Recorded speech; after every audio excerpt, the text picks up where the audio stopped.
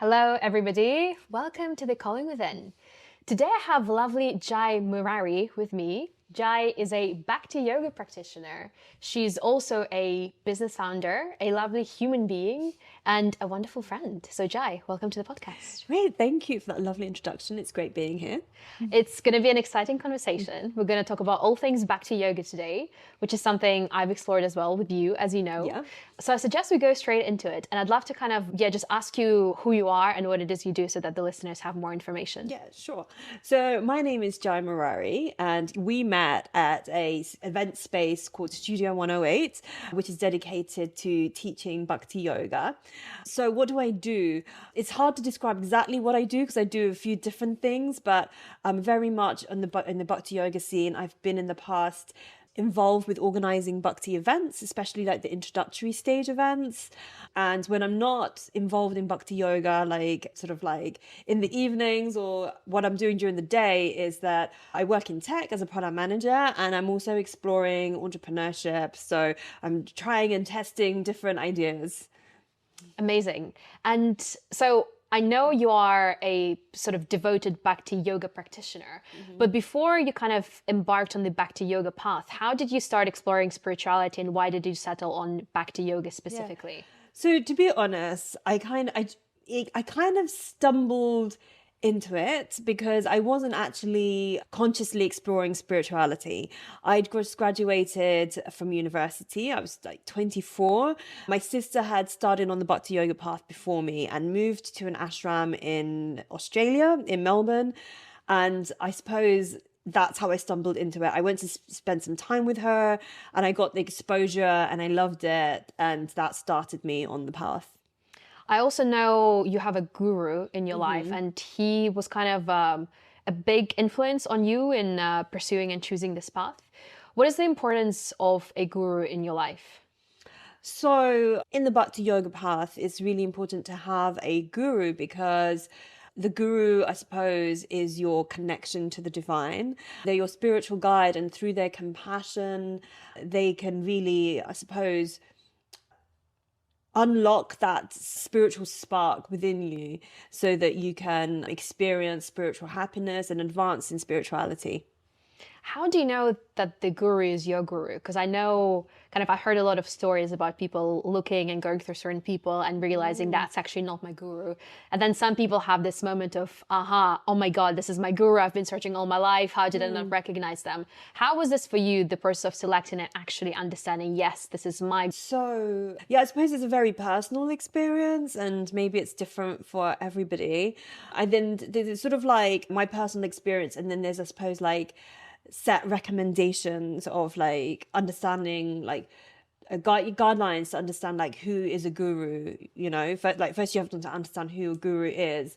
So for me, I mean, I started on my Bhakti Yoga path on my journey, and I had a mutual, I suppose, connection. There was a mutual connection between some people that my guru already knew, who kind of connected me to him, and they connected me to him because he was my sister's teacher. So I was kind of like, when he was in London, they contacted me and they said, your sister's guru's in London, would you like to meet him? And I was like, sure, I suppose. And that sort of started the relationship. He was kind of interested in me because my sister was already his student. So he kind of like gave that bit of extra attention and was very always there for questions whenever I needed them answered. Do you think also that the guru is selecting a student as well as you selecting a guru? Well, I think that gurus are very compassionate and they're willing or very open to take anyone that's enthusiastic under their wing. So yeah. I mean, that's what I found is that generally spiritual teachers, are very advanced because they understand the urgency of people needing spiritual connection. They're very open to taking on people, so no matter who they are. So you're in Australia, you see, okay, she's in an ashram and there is this Bhakti Yoga thing. For the listeners that are unfamiliar, what actually is Bhakti Yoga? So, well, the word yoga means to connect or the union. So it's referring to the union with the divine. And bhakti is the process. So bhakti is basically means loving devotional service. So connecting to the divine through a process of devotional service. And why is it devotional service in particular that is selected as kind of a method of spiritual advancement in this discipline? So this is a process, I suppose, that's recommended in this day and age that we're living in now. This path basically helps us establish a loving relationship with the divine. And I suppose it's kind of a practice for when we are, reinstated to our original position, which is, is practicing to do something that we're going to do when we are self-realized, so through doing it now, it's kind of like, I suppose it's, it's cleansing the heart. It's helping us develop that taste of service to to the divine.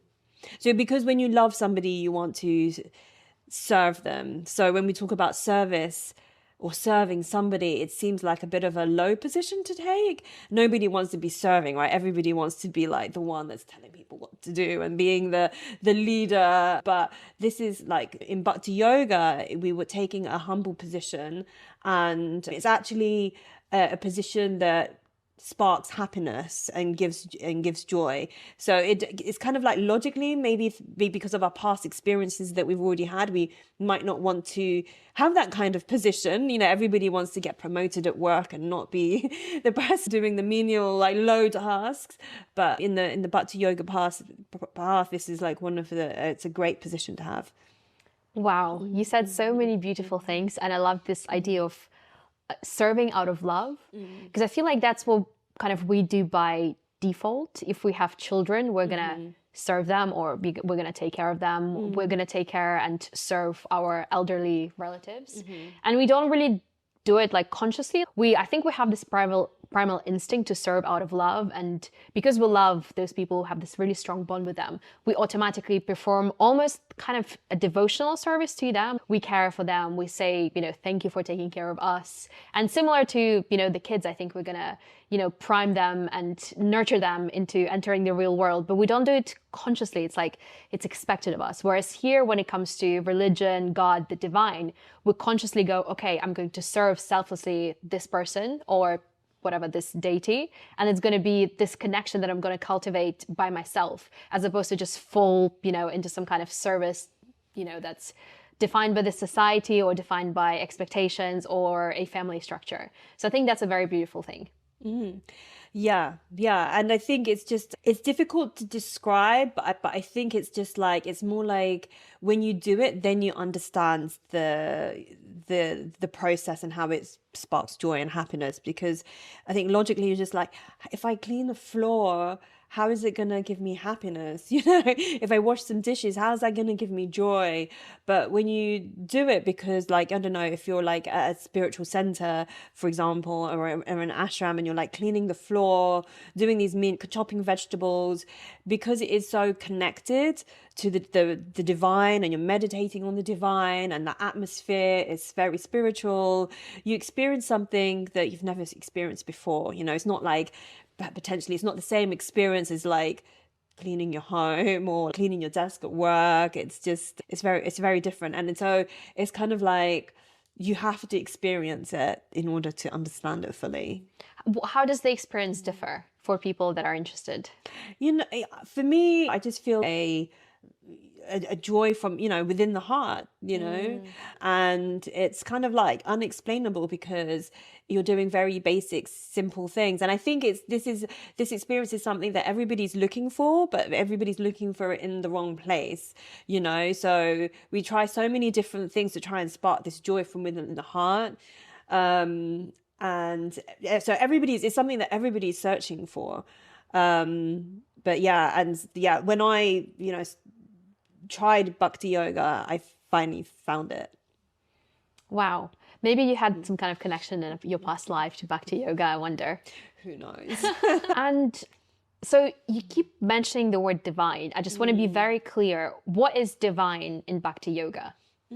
So I'm talking about here, I'm talking about Krishna Bhakti Yoga. So where Krishna, so the yoga text explain how Krishna, who is often called like the supreme love or the god of love, that he is the supreme personality of Godhead.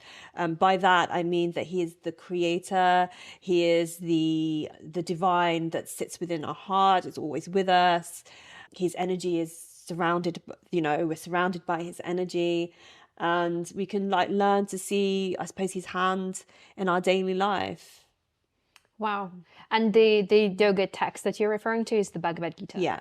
So yeah, I'm talking about the Bhagavad Gita, and there are others like Srimad Bhagavatam as well, which is like an advanced study of the Bhagavad Gita. Yeah. And so we talked about the practice like mopping the floor or selfless service, but I'd love for you to expand kind of on different spiritual practice within Bhakti. Is there kind of any meditation involved in it that is specific for Bhakti? I know there is mantra chanting. Could you expand on sort of the rituals and the practices within this path? Yeah, of course. So when I talk about devotional service, there are different types of devotional service that you can do. So one is service, like I mentioned, which is like chopping vegetables, cleaning the floor, even organizing an event. So that's why I kind of like was organizing so many bhakti events in the past. So yeah, you mentioned like chanting. So chanting is one of the core practices. We chant the Hare Krishna mantra, which is also known as the Maha mantra, the great mantra, because it incorporates all the mantras within it. And it's the recommended mantra for this times that we're busy times that we're living in now.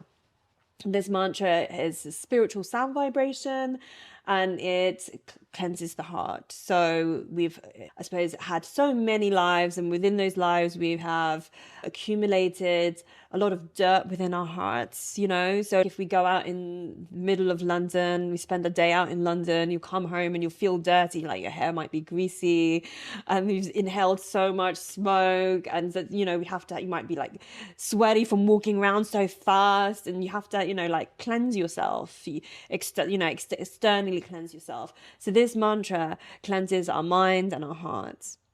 And so the mantra is Hare Krishna, Hare Krishna. Krishna, Krishna, Hare Hare, Hare Rama, Rama Rama, Hare Hare. And this mantra comes from the teacher that you follow. And the teacher was Swami Prabhupada, is that right? He was the one that actually created the mantra. No, that's not correct. So Srila Prabhupada, who you're referring to, he is the founder of the Hare Krishna movement. He had a teacher as well, and his teacher had a teacher, and that lineage goes all the way back. It can be traced all the way back to Krishna. So if you get the Bhagavad Gita as it is, which Srila Prabhupada translated, you can see that lineage in one of the very first pages of the Bhagavad Gita. So you can chase that back. And so this Hare Krishna mantra that's been recommended, there's a couple of different references where it was referred to as the mantra for this age that we're living in. And it comes from the spiritual world. So these names are divine names. So Hare refers to the feminine energy. The Rama is referring to the pleasure potency of the divine, and Krishna is referring to the all-attractive. So these are spiritual names that come from the spiritual world. And this mantra has been passed down from one teacher to another, to disciple, teacher to disciple, for generations. And yeah, in the Vedas, it talks about how this mantra is the mantra that is specific medicine for the times that we're living in. So in previous times, there were other mantras like Om Namah Bhagavate. But right now we're living in a world that is very fast paced and passionate. It's at the time of hypocrisy. You can see that there's lots of wars and disagreements going on. So this mantra is the mantra for this age. Wow. Okay, that's super cool, because for some reason I thought Prabhupada was the one that came up to it. But Wow, so much there. And so my association for some reason with this mantra is I was reading Radhanath Swami book, The Journey Home, where he describes his travels to India.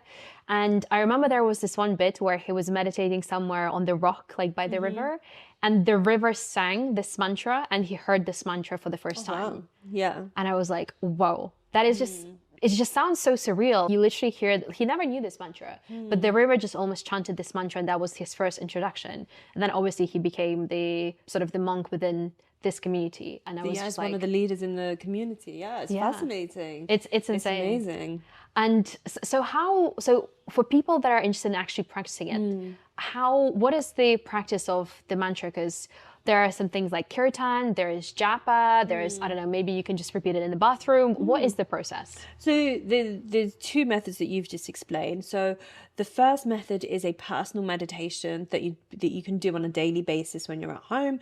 You can just take a set. You have like these meditation beads. There's 108 beads on there, and you can basically you use those beads to count the number of times that you're chanting the mantra. So you can hold on to a bead and then chant the full mantra, and then move on to the next bead, and then keep going around until you get all the way around the meditation bead. If you don't have meditation beads, you can just use your fingers to count, or like a clicker to count, or just find a very simple and easy way to count the number of times that you're repeating it. The reason that you're counting it is because you want to try and make a personal commitment. So just like you have a gym plan or a diet plan, or if you're studying for an exam, you might have a study plan. You want to make yourself a study plan so that you can commit to achieving a goal. So you're just saying that mantra in that practice to yourself quietly, and it's coming out of your mouth and going into your ear, and you're focusing on the sound vibration. So that's a personal daily meditation that you can do every day. And the second one is called a kirtan that you mentioned, which is a congregational chanting with music, which is amazing because I don't know if you've experienced, but time goes so quickly. Like time moves fast, right? When it's just like so incredible when you're chanting with the community.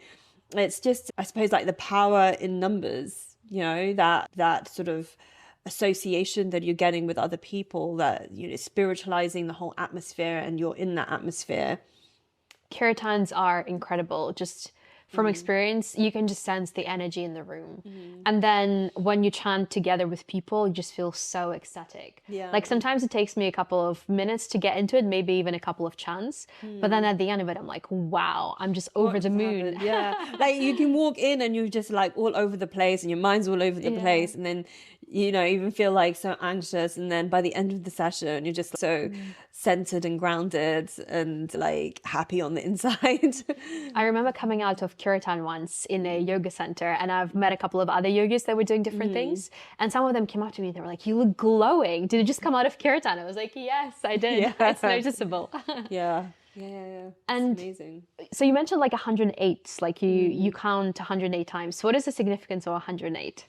Well, 108 is a lucky number. So 9 is a lucky number in the Vedas. So you see the word 108 a lot. So it's like 1 and 8 is 9. So it's just considered a very lucky number. So there's 108 beads. You'll see when you become familiar with the spiritual, or like the Eastern spirituality, you'll see that number popping up quite a lot. Wow. Because I know in yoga we have 108, for example, sun salutations, 108, we chant Om 108 times. There's always something magical. Or like 54, like when people give like a donation, they'll try and make sure that it adds up to 9, and there'll be like a 9, and somehow, Wow. Yeah, that's super cool. And I love how there's like almost like a parallel between those Eastern philosophies. Like in I guess the original Vedic yoga, there is 108, and then it all passes down into Bhakti Yoga and other Eastern spiritual principles. Yeah. And you've also been talking about like the happiness principle and sort of perfection of life was spoken about as well. Like how does Bhakti actually ensure you cultivate this happiness and perfection of life? Yeah. So this Bhakti Yoga practice, what it's trying to do is, I suppose, reignite the original happiness of the soul that you already have. So it already exists within you. So in the Vedas, the Vedas tell us how the soul also known as the Jiva or the Atma, is Satchit Ananda. It has these qualities. So the qualities of being eternal, full of knowledge, and bliss. So originally we are blissful, and you might be wondering, well, why don't I feel that bliss every day? You know, we're definitely searching for that bliss because it's our nature, you know. So the Bhakti Yoga path is purifying us bit by bit every day so that we can feel that happiness. So, and in our practice, through connecting with this mantra and the vibration, and also through the service, through spending time with spiritually evolved people like gurus that are advanced, and also very much like already connected with the divine, we can also feel that happiness being slowly unlocked within us. Wow, there's so much there. And I just want to kind of repeat it just to make sure that I fully grasp the concept and so that the listeners understand. So essentially, the primary teaching of the Bhagavad Gita is that you are not the body, you are not the mind, you are the soul, or what they call the Atman. And essentially, the nature of the Atman is it's blissful, it's got this sort of like divine, unconditional love, and it's just bursting with this bliss. And because we start identifying with our body or the mind, essentially we create the ego within ourselves. We forget and we move further away from those qualities of bliss.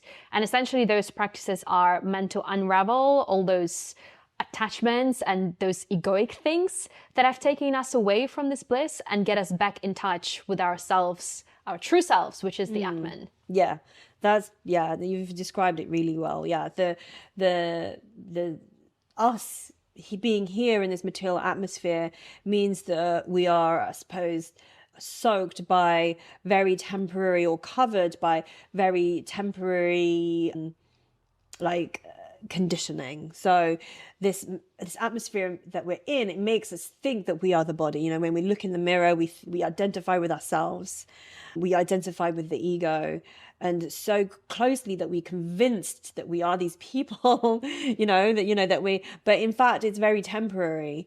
And so we want to try and connect with a spiritual energy and move away from thinking that we are these temporary material, these temporary beings. And for me, when I was reading the Bhagavad Gita, which by the way, I recommend everybody does that. Like I didn't read the Bhagavad Gita as it is by Prabhupada. I read a different translation, which was quite, I guess, thinner. Maybe it's more for beginners. Like it had less commentary and it was just so beautiful. Honestly, one of the most beautiful texts I've ever read. And what I found interesting about the soul or the Atman is that it's genderless. And it was very weird for me to kind of grasp this concept. But essentially, that's what the Bhagavad Gita says. It is genderless. It's kind of like a drop in an ocean of bliss or an ocean of God. It's like this tiny thing and we're all one, and Atman is part of one. And then essentially this Atman that is genderless, that is the soul, it basically, that is what reincarnates when your material body dies. I mean, we're women in this life, but who knows, if we take another birth, we could be like any gender, and who knows how many lives we've had. We've probably had millions of lives, and had been in millions of situations. Probably we've already been wealthy, famous, probably been very poor. We've been man, female, different types of animals out there. It's like crazy to think about this. So yeah, we're none of these things, and we're trying to, as a spiritual spark. Actually, in the Vedas, it says that all souls have a feminine energy, and the divine has a masculine energy. If we think about the relationship between the female, if we think about the relationship between the Atma and the divine, this divine spark. And the Bhakti Yoga text describe how we actually have an original relationship with the divine. We have that relationship. So in order to have a relationship, there has to be personalities involved, people involved. And so what the spark is now, you could be in the spiritual sky, you could be a man, woman, blade of grass, flower, anything. You don't know yet. And we're just trying to, that's with a very advanced stage. You'll kind of understand what your relationship, what your position in the spiritual sky is. I wonder if I was a podcaster in my previous lives. Who knows? Who knows? There are so many wonderful, juicy topics in here. But I want to ask you on a personal level, how has the practice of Bhakti Yoga changed your life? So I think it's this practice set me on a trajectory that I wasn't intending to go down. When I graduated, I had no intention of taking up a spiritual practice. For me back then, I was just like, I'm going to enjoy myself when I'm young, and when I'm old, I'm going to like figure it all out, like just in the nick of time. But I think my pursuit of happiness at that age, at that time, not knowing much about spirituality, was something that was very material. And now I suppose now my pursuit of happiness is through something very spiritual. And not to say that I don't do ordinary things. I just think that I have added this aspect to my life. It brings me like a deep joy, a deep joy that nothing else can bring me, that I've not experienced through anything else. So yeah, I feel very, very grateful to have practiced Bhakti Yoga for all these years. How many years has it been? So I started when I was 24, so almost 20 years. Oh, wow. Yeah. Oh, okay. I didn't know it was been that many years. That's super cool. And like, if you could tell yourself at the time of when you were 24, something about, taking up the practice of Bhakti Yoga, being lost in life, like what would you tell yourself, like having been through all those years of practice? Yeah, I mean, I would really I suppose tell myself just to start as early as possible, like I remember like in my childhood, there were like little points of like asking questions. And I think it's just to persevere and not push it to the back, or, like we push things to the back of the cupboard because we can't be bothered to deal with it, like tidying up, just put things in the cupboard, like not push it back, just to do it. Start as early as possible, because this is a lifetime journey. And I think there is a myth that people think, oh, it's something that old people do. It's something that you'll deal with when you retire. But, you don't know what the state of your health is going to be when you're older. You don't know. You don't know whether you're going to be able to, there is so much to learn, so much to read. You don't know how long you're going to be able to, what your attention is going to be like, whether you're going to be able to read a book, so I wouldn't leave it to the end of life. And this is relevant now, That's why we're all looking for happiness. So why not add a spiritual aspect to your life? And true happiness, well, that's my view at least. I think true happiness comes from spirituality, from love, from God, from the divine, from source, universe, whatever you want to call it. And I guess you might not necessarily look at it this way, but it comes from within, basically. If you don't want to be spiritual, you have, at least I have tried, look for happiness externally. I did not find it there, not in my job, not in money, material possessions, no. But once I started kind of going on the path of yoga and exploring myself within, I'm like, whoa, there is something to it. Yeah. I mean, it's interesting because there are people that are, I don't know, that have what material society is trying to lead us towards, or advertising is the more famous you are, the more wealth you have. We kind of put people on a pedestal, like, oh my God, you're so successful. And everybody is aspiring for that. And even those people, we have seen stories in the media about how they're not happy, So we need to look at these data and the evidence to inform us that let's not waste our time, not to say you shouldn't be happy, shouldn't be happiness, you shouldn't be famous, or you shouldn't be wealthy, but it's just don't try and let that be your all in all, you're putting a lot, really, when you think about it, how long all that hard work and the effort that it takes, and then you get there and then you're like, damn, I kind of just missed the goal a bit. I've dedicated all those years to this and it's not bringing me any happiness. So I heard somebody told me that if you discover those kind of things, spirituality at a young age, that means you have some kind of big mission in life. Oh, really? Yeah. So you're probably right now fulfilling your big mission, which is bringing more awareness to Bhakti Yoga, practicing Bhakti Yoga, creating events, creating businesses. You're living that. Well, yeah, I try. I always think to myself, like, what if I get to the end of my life and I kind of miss the point?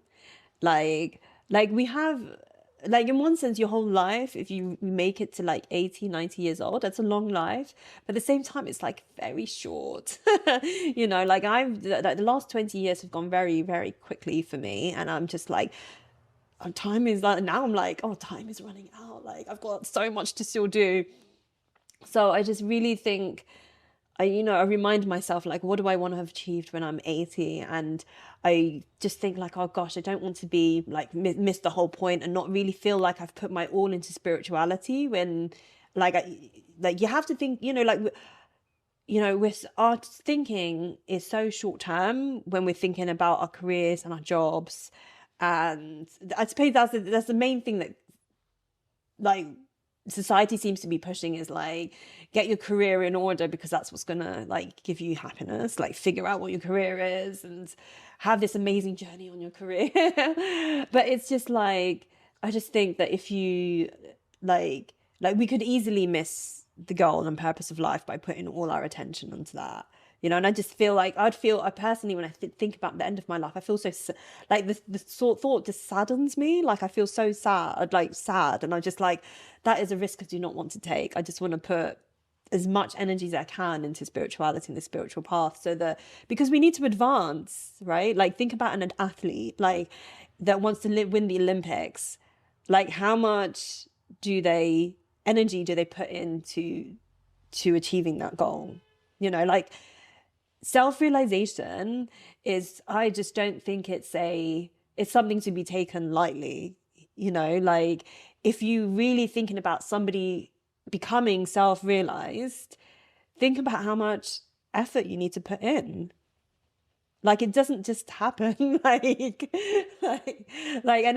that's why it's just so rare to see souls that are self-realized, because it is that rare, and because so many people are being distracted in the world that we're living in, that we're not able to focus on our spiritual life. So I'd love to touch on self-realization piece with you. In Bhakti Yoga, what is self-realization and why is it considered the goal or the point in life? So self-realization is the point at which you understand who your authentic self is. So who you are as a soul. And at that stage, you understand what your relationship with the divine is. It's, we mentioned earlier how we're covered in this material world, and how we identify with our ego, and how we identify with our temporary self. So we're just basically trying to, like I mentioned earlier, like cleanse the heart, practice the serving the divine, or, do our devotional service so that we can understand who our authentic selves are. And is self-realization enlightenment? Yeah, I would say self-realization, enlightenment are the same thing. It's the goal of life. From what I've understood from the teachings of the Bhakti Yoga is that there is this spiritual sky, and you can, like, liberation can mean different things in that spiritual sky. Like you can merge into that spiritual light, which is a type of liberation which is actually not permanent. It's not eternal. You could be there for some time and then come back to the material world. Mainly big out of frustration because there's no relationship. And then there are the Vaikuntha planet, which are which is a stage. And then there is also like the Goloka, which is, it's kind of like, I'm explaining very advanced things with you, but it's Goloka Vrindavan is where you can experience that direct relationship with Krishna in his highest form. And so in the Bhakti Yoga path, that is the goal and the main pursuit. So yeah, so in summary, there are different types of liberation, and you have to understand a little bit more about those types of liberations to understand, well, what is the goal that you're going to pursue? Like, what do you want? Where are you going? What is your destination? Mm-hmm. So when you're analyzing different spiritual schools, you have to understand what is the highest, what is their definition of liberation, and I suppose compare that with the other schools, and like try and figure out for yourself, like, what do you want? That's so interesting, because I didn't know about this, actually. I've only recently learned that there is a world beyond nirvana, or the world beyond moksha, liberation, enlightenment, self-realization, whatever you want to call it. I was listening to a podcast about Tantra, and there are some apparently advanced tantrics that even advanced after nirvana, and they go into those different realms, different worlds, and they have their own things. But yeah, like I heard, for example, with the I think Paramahansa Yogananda, like him like in his past life, I think he was self-realized, but then he still came back to the material. So perhaps maybe if you have like a greater purpose to do in the world, you might come back even after liberation. I don't know. It's all, to me, it's still like a gray area, and I'm only just stepping into this, but I think it's such a vital thing, as you mentioned, like check what they mean by liberation, because it's not like this all-encompassing, like, oh, liberation. It's like a panacea. Yeah. I think the thing is, it's just like, I suppose everybody's just, the general thing is like, I can just join a school and the destination is going to be the same, it's all the same.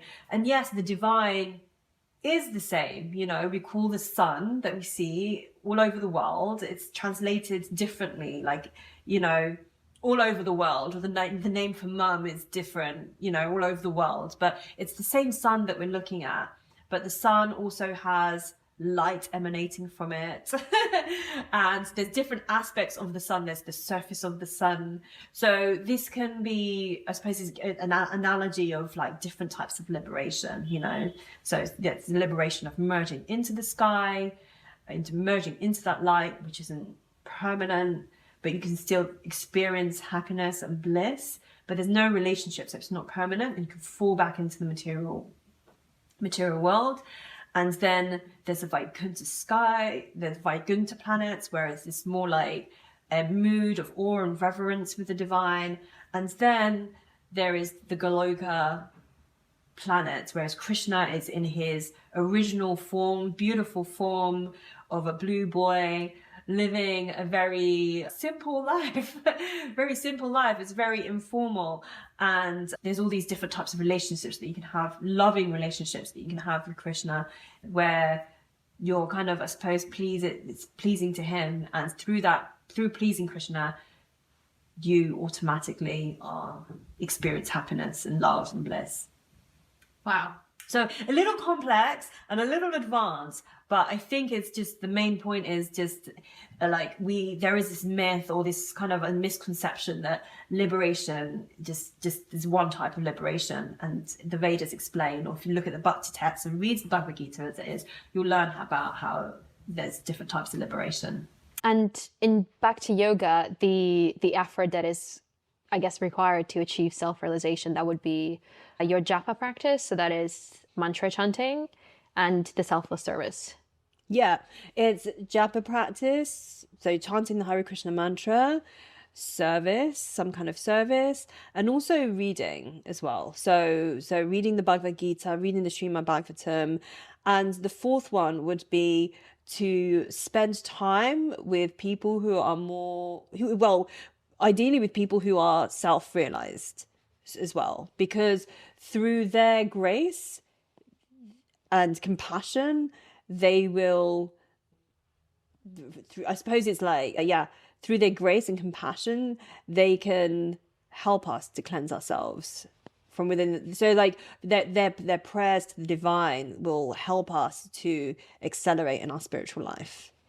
Have you interacted with many self-realized people? So within the Bhakti Yoga community in London, we have many visiting guests that come that have spent decades practicing Bhakti Yoga, and they're very advanced at a stage of guru. And so when they come, the community makes an effort to hear from them and see them. And also their talks, I mean, now we have social media, like we can use everything in our pursuit of spiritual advancement. So there are so many talks on YouTube, for example, on Spotify, and so I make it a daily practice of mine to listen to their talks as well. But those people are self-realized. Yeah, like so. How do you know that somebody's self-realized? Yeah, that's my question, right? Like, Right, like well, or like I suppose it's just like I know that they are very, very advanced, and as because of their advanced stage, I suppose that's why they've been given the Swami or Guru status. And you can tell by their activities. So they're dedicating their entire day to Bhakti Yoga practice and sharing it with others. So they're performing devotional service 24 hours a day, every day, for the whole of their life. So potentially, potentially maybe some of them were just like us, and then eventually they got to some point where they realized, like, I'm going to pursue this for the rest of my life. I don't need a job anymore. This is my job. My job is teaching now, and I'm going to travel the world and teach. And when you meet them, you understand that you can see like their characteristics that inform us that they are advanced. So always chanting, not wasting any time, very strictly following the spiritual guidelines, enthusiasm for spiritual life, always just talking about the topics are always around spirituality. So there are, and you can read about these this is why it's important to read the books, is because they actually tell us, what does a spiritually elevated person, like, can we tell that somebody's spiritually elevated? So yeah, this is all described in the scriptures and you can read about it. So I think I know, but I just want to double check my understanding. Who actually are Swamis? Would those be people who renounce things? Yeah, they are. I suppose they've reached a stage of their journey where they have taken a commitment to take on disciples and basically be be a monk for the remainder of their life. And it's like in the community that I'm in, it's something that's given to you. So you can't just say, oh, I'm going to be a guru now. I'm going to be a Swami and declare that you're a Swami. You can't do it yourself. You have to go through a very rigorous process and assessment, and it's given to you by like a body of people that are selected to grant you that. Can you apply authority to be a Swami, or is it just like random? Oh, you're going to be a Swami now? No. You have to so in the community that I'm in, I don't know the exact process, but I know that you have to be on a waiting list and you have to be on that list for 5 years. And then there are some like requirements that you have to meet. Wow. Have you ever been tempted to renounce things? Myself? No, I'm not quite there yet. Fair enough. Not quite there yet. Enjoy my material comforts for now. Maybe in the next life. Or maybe in the previous life you have been. Yeah. Who knows? Who knows? Just got to carry on. Another interesting question that I have for you is, so you mentioned like reading the scripture and the Bhagavad Gita and all these other texts is actually part of practicing Bhakti Yoga. For people that have never really explored reading any spiritual texts, what is your advice how to start reading those kind of books? Yeah, so if you're looking to understand a little bit more about Bhakti Yoga and the path that I've described, the first book to start reading would be the Bhagavad Gita. So the Bhagavad Gita is a famous Eastern philosophy book. It is the book. It's actually in India, it's even taught in schools. Everybody knows it. It's basically tells you about the foundation of spirituality. So what describes what the soul is. Bhagavad Gita is amazing because it actually goes into detail of what the soul is. So what are the characteristics of the soul? What is the material of the soul? What is the size of the soul? It's a lot of detail in there, which I found was fascinating. And then it talks about reincarnation, karma, different types of yoga systems, and it talks about the Bhakti Yoga system as well. So yeah, and a lot more. So yeah, that's the book I would start with, and it's called Bhagavad Gita as it is, because there are a lot of different authors who have translated the Bhagavad Gita. Some of these authors don't practice Bhakti Yoga. They might be scholars, and they are putting their own interpretation onto the Bhagavad Gita. But I suppose in that sense, they're not even authorized to translate the Bhagavad Gita. they don't have any realization of the Bhagavad Gita. So they're not accurately translating the Bhagavad Gita. You can't put your own interpretation as somebody who's not self-realized onto the Bhagavad Gita. So this Bhagavad Gita has been translated by somebody who is self-realized and who has been dedicated their life to practicing Bhakti Yoga. So it's an accurate translation of the Bhagavad Gita from somebody who's authorized. So they have a teacher who also practiced Bhakti Yoga and was self-realized and all the way back to the divine. So that's the first book to start with, Bhagavad Gita as it is. And you just start from the beginning and you just go through it chapter by chapter. The first chapter is a little difficult because it's set in the scene. But then from chapter 2, you start getting into the philosophy, and I guarantee you will not be able to put it down. If there are some things that you have questions around, I would recommend you just write them on a post-it note. There might be things you understand, some things you don't understand. That's okay. Just carry on going through it. And then I would say connect with the community, because to really understand the books and to go into the depths of it, it is great to be part of like a reading circle or a reading group, to have somebody who's a little bit more experienced than you are that can explain the philosophy to you, answer your questions.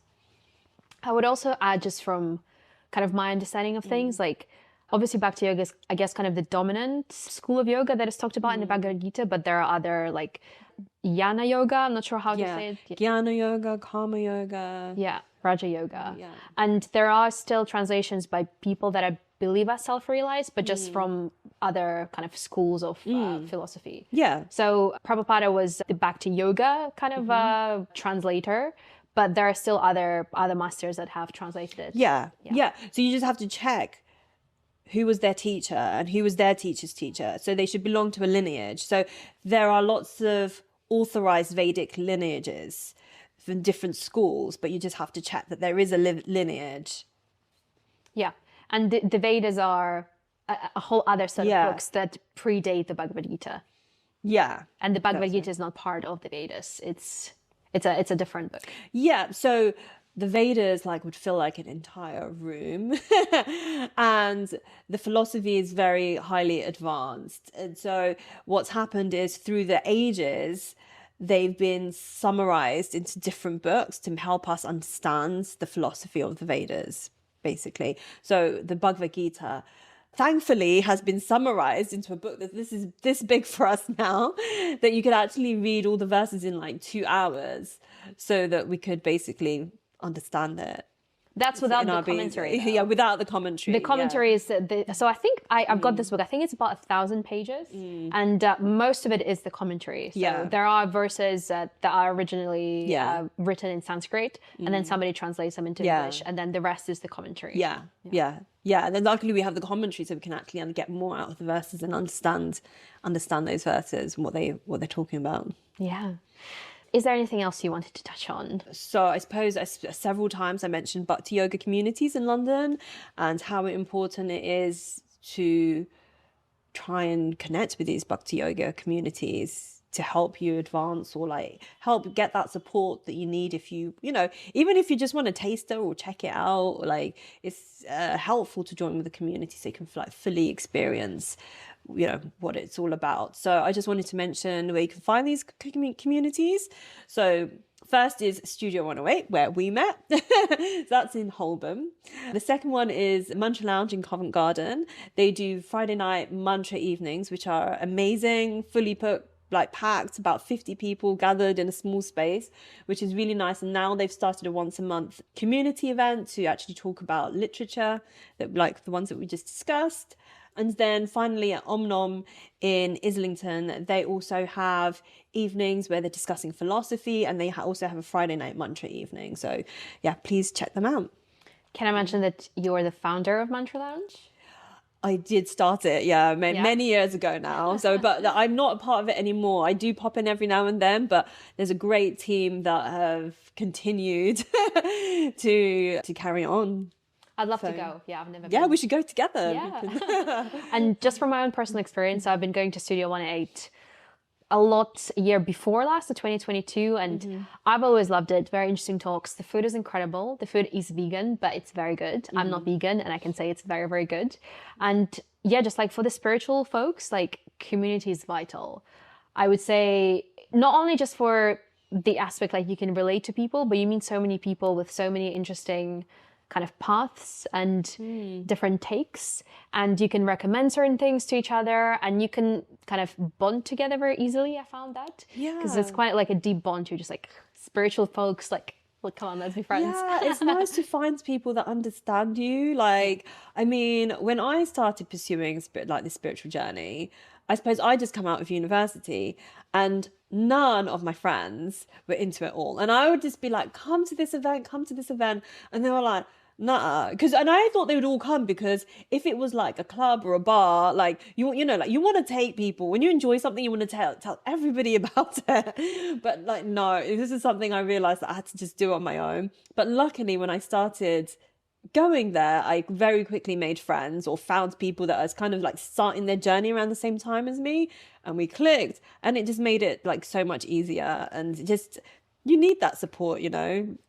100%. And I relate now. A lot of my OG friends, you know who you are, they're probably like, what's wrong with you, Veronica? Now you're all weird and spiritual. But I have, luckily, just like as you were saying, like I've made friends in those kind of communities, and that's been tremendously helpful. Yeah. Okay. Amazing. Thank you so much, Jai. It's lovely talking to you. Yeah. Where can people find you if they're interested to connect with you? So I am on Instagram as saffron.love. I'm also going to be starting sound baths in Neil's yard once a month. So at the moment, it's like the last Sunday of every month. Then I'll be putting that up on Eventbrite. Amazing. Jai, it's been a pleasure. Thank you so much. No worries. Thank you.